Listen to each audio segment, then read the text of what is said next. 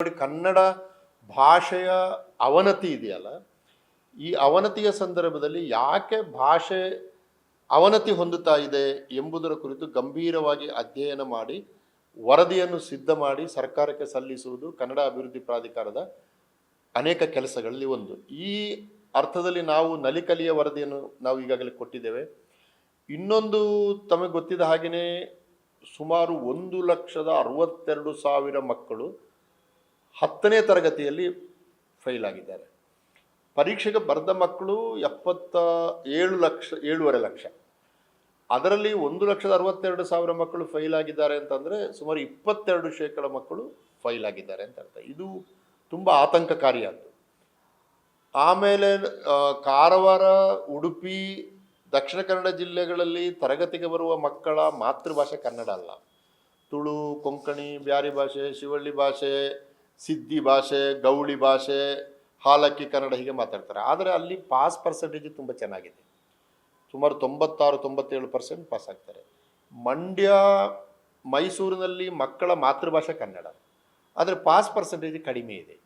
ನಾವು ಇದನ್ನು ಗಂಭೀರವಾಗಿ ಸ್ವೀಕರಿಸಿ SSLC ಸ್ಟಡಿ ಮಾಡಿ ಯಾಕೆ ಮಕ್ಕಳು SSLCಯಲ್ಲಿ ಫೈಲ್ ಆಗ್ತಾ ಇದ್ದಾರೆ ದೊಡ್ಡ ಸಂಖ್ಯೆಯಲ್ಲಿ ಅಂತ ಹೇಳೋದಕ್ಕೆ ಒಂದು ವರದಿಯನ್ನು ಸಿದ್ಧಪಡಿಸ್ತಾ ಇದ್ದೇವೆ. ವರದಿಯ ಕರಡು ಪ್ರತಿ ರೆಡಿಯಾಗಿದೆ.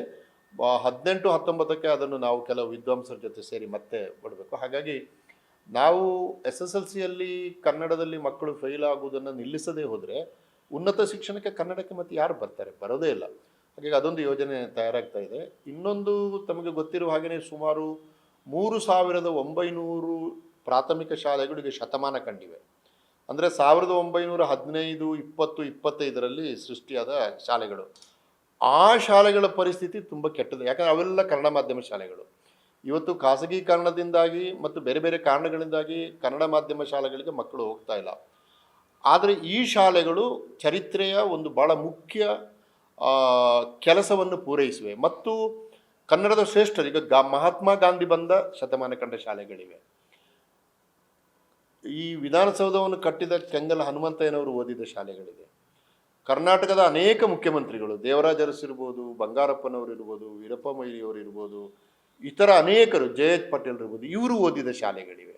ಶಾಂತವೇರಿ ಗೋಪಾಲಗೌಡರು ಓದಿದ ಶಾಲೆಗಳಿವೆ. ಮಿರ್ಜಾ ಇಸ್ಮಾಯಿಲ್, ಸರ್ ಎಂ ವಿಶ್ವೇಶ್ವರಯ್ಯ ಅಂಥವರು ಓದಿದ ಶಾಲೆಗಳಿವೆ.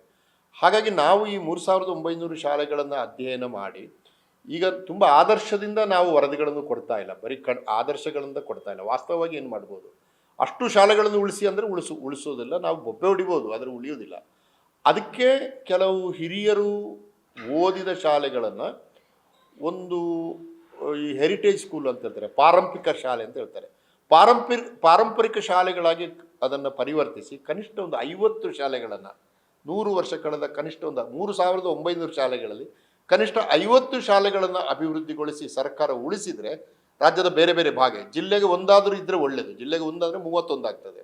ಆದರೆ ಶಿವಮೊಗ್ಗದಂಥ ಕಡೆ ಅನೇಕ ಮುಖ್ಯಮಂತ್ರಿಗಳು ಬಂದಿದ್ದಾರೆ. ಸೊ ಪ್ರಾದೇಶಿಕ ಇದು ಇದೆ. ಹಾಗಾಗಿ ನಾವು ಅದನ್ನು ಒತ್ತರಿಸೋದು ಕಷ್ಟ. ಆದರೆ ಕನಿಷ್ಠ ಒಂದು 50 ಪಾರಂಪರಿಕ ಶಾಲೆಗಳನ್ನು ಸರ್ಕಾರ ಗುರುತಿಸಿ, ಮಹಾತ್ಮ ಗಾಂಧಿ ಬಂದ ಶಾಲೆ ಅದು ಅವರು ಒಂದು ತರಗತಿಯಲ್ಲಿ ಕುಳಿತಿದ್ದರಂತೆ ಹರಪನಹಳ್ಳಿಯಲ್ಲಿ. ಆ ಶಾಲೆ ತುಂಬ ಕೆಟ್ಟ ದುರವಸ್ಥೆಯಲ್ಲಿದೆ. ಅಂಥ ಶಾಲೆಗಳು ಉಳಿಬೇಕು. ಆವಾಗ ಏನಾಗ್ತದೆ ಅಂತಂದರೆ ಕನಿಷ್ಠ ಒಂದೊಂದು ಊರಿನ ಜನಗಳಿಗೆ ಪರಂಪರೆಯ ಜೊತೆಗೆ ಒಂದು ಜೈವಿಕವಾದ ಸಂಪರ್ಕ ಏರ್ಪಡ್ತದೆ. ಮತ್ತು ಆ ಶಾಲೆಗೆ ಹೋಗುವ ಮಗುವಿಗೆ ಇಲ್ಲಿ ನಮ್ಮ ಮುಖ್ಯಮಂತ್ರಿಗಳು ಓದಿದ ಶಾಲೆ ಅಥವಾ ಮಹಾಕವಿ ಕುವೆಂಪು ಓದಿದ ಶಾಲೆ, ಈ ಥರ ಅದೊಂದು ಭಾವನೆ ಬಂದರೆ ಆವಾಗ ಶಾಲೆಗಳ ಜೊತೆಗೆ ನಮ್ಮ ಹೊಸ ತಲೆಮಾರಿಗೆ ಒಂದು ಭಾವನಾತ್ಮಕವಾದ ಸಂಬಂಧ ಏರ್ಪಟ್ಟರೆ ಅದರಿಂದ ತುಂಬ ಪ್ರಯೋಜನ ಉಂಟು. ಮಕ್ಕಳಿಗೆ ಮಾನಸಿಕವಾಗಿ ಪ್ರಯೋಜನ ಉಂಟು, ಕನ್ನಡ ಭಾಷೆಗೂ ಕೂಡ ಪ್ರಯೋಜನ ಉಂಟು. ಆ ಒಂದು ವರದಿ